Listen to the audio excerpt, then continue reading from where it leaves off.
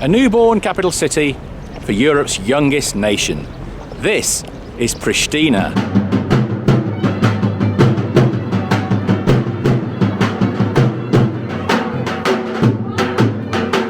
Welcome to Pristina. I'm staying right in the centre of town at the Hotel for Llulla, and a big thank you to Tina for the introduction.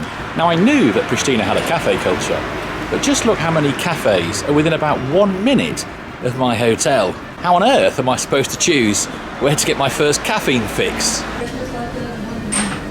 A Pristina breakfast. Is there any better way to start the day?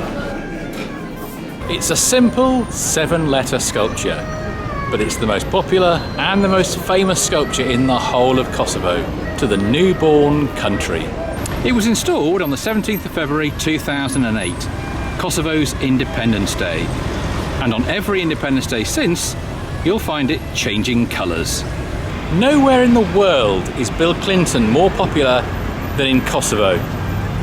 His role in stopping the ethnic cleansing during the Kosovo conflict has brought him legendary status here. In Pristina, he has a statue, and one of the main streets is named after him.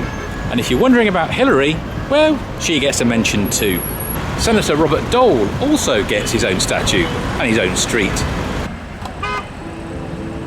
Pristina's new role as a capital city was born out of war.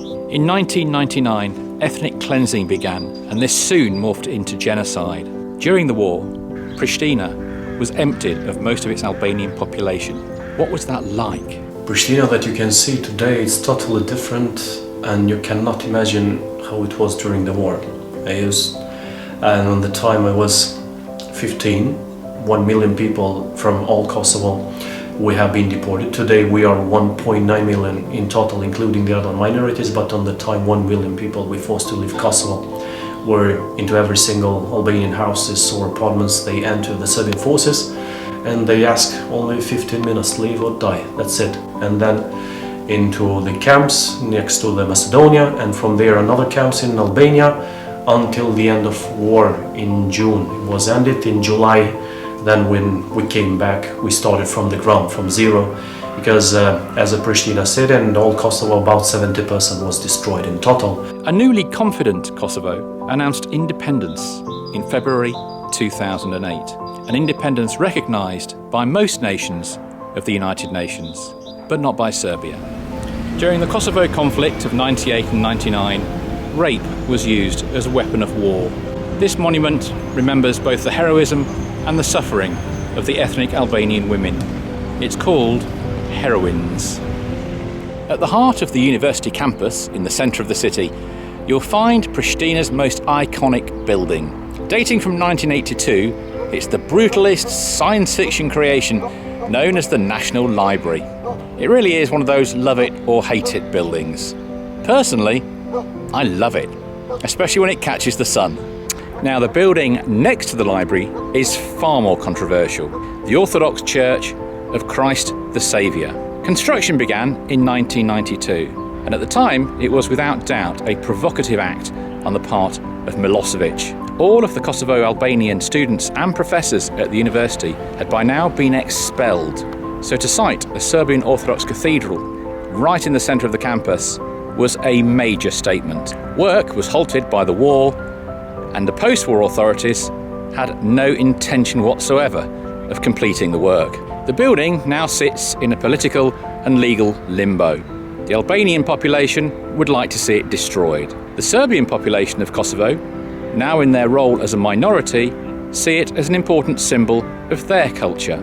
It is obviously a very difficult subject, but I do hope that in the future a compromise can be found, because at the moment it doesn't fit the image of this city, which is otherwise progressive and moving forward.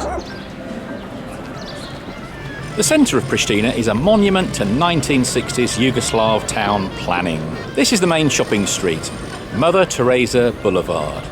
And at one end you'll find the Mother Teresa Cathedral, and at the other the statue to Ibrahim Rugova. In between you'll find Pristina's main shops, lots of book stands, and of course countless cafes.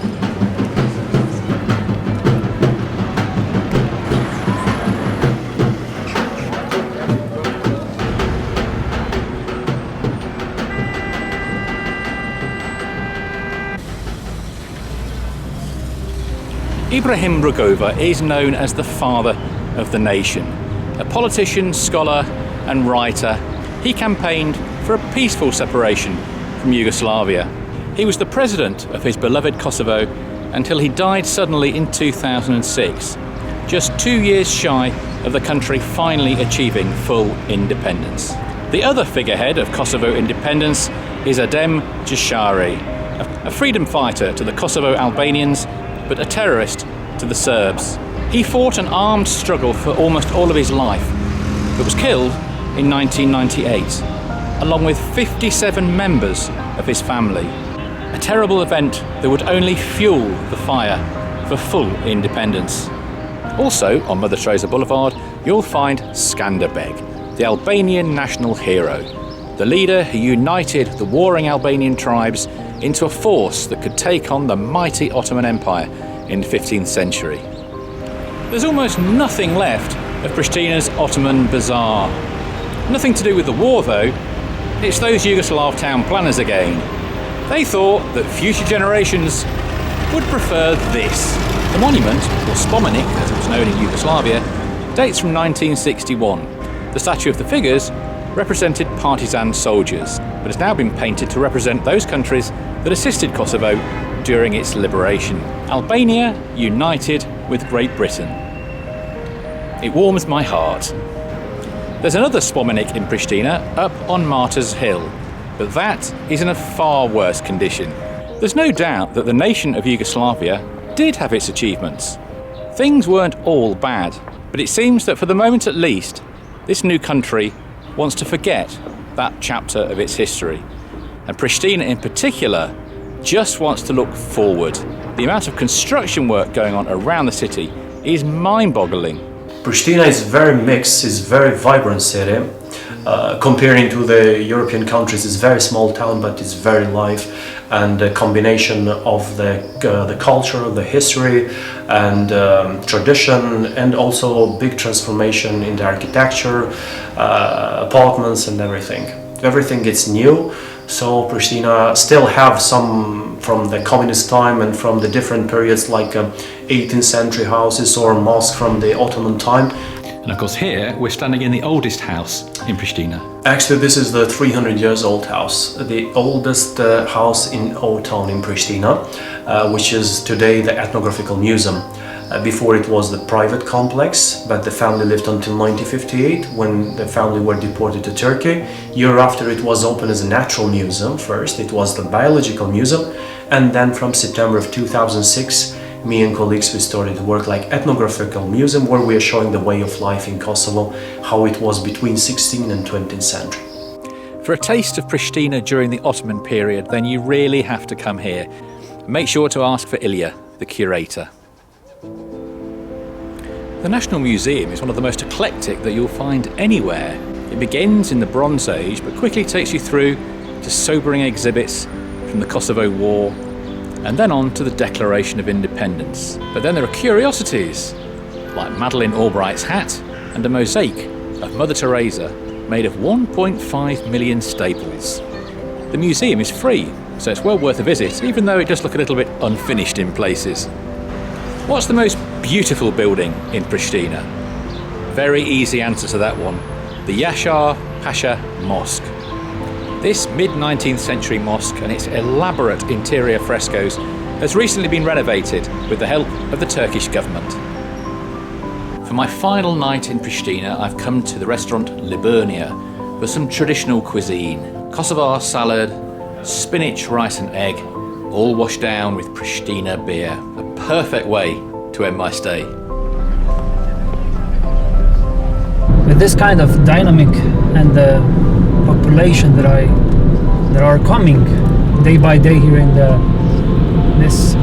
city of Pristina, I hope that after 10 years it will be more developed, and some rules will be done, like the traffic, and also about the buildings and the plan of the city.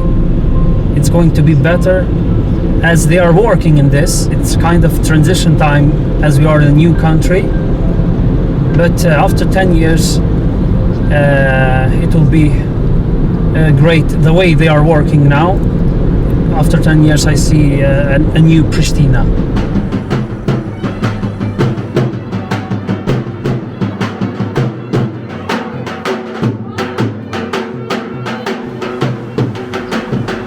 I hope I've given you a small insight into Pristina.